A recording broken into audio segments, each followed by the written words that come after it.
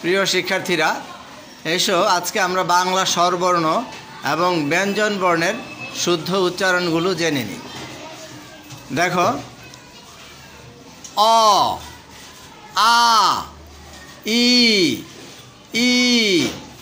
উ, উ, রি, এ, ওই, ও, ও, ক, খ, গ, ঘ, ঙ, চ, ছ, জ, ঝ,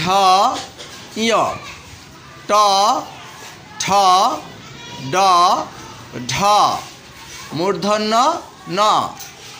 ত, থ, দ, ধ, দন্ত ন, প, ফ,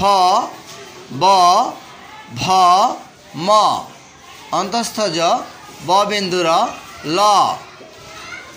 তালব্য স, মূর্ধন্য স, দন্ত স, হ, ড বিন্দুর, ঢ বিন্দুর, অন্তস্থ অ, খণ্ডত, অনুস্বর, বিসর্গ, চন্দ্রবিন্দু।